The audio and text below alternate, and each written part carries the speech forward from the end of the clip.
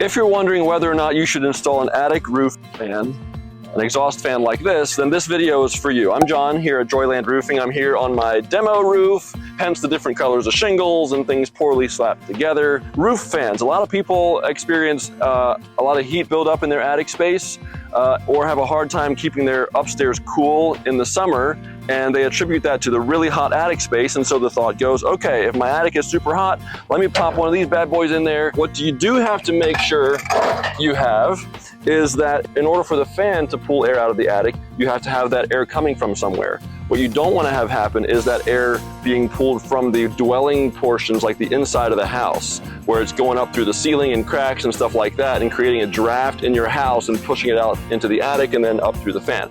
So what you need to make sure of first is that your attic is vented at the bottoms along the soffits down here so that the fan can pull air from the outside into the soffit area, and it works its way into the attic, circulates that hot air and pulls it out through the fan.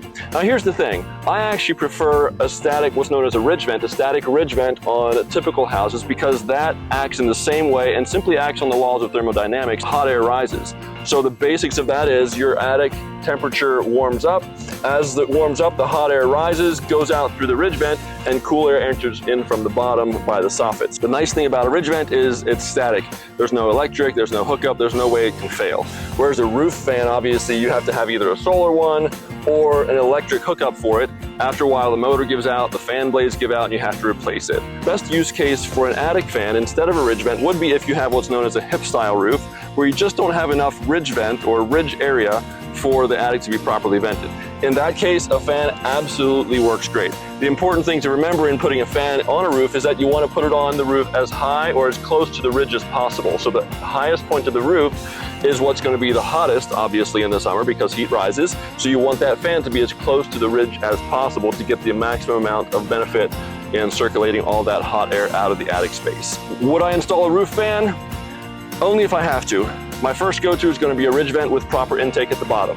If I can't do that, a fan is absolutely great, and I will install that as long as there's proper intake in the bottom. So as long as you have those elements in place, pop it up on the highest section of the roof, and you'll be good to go.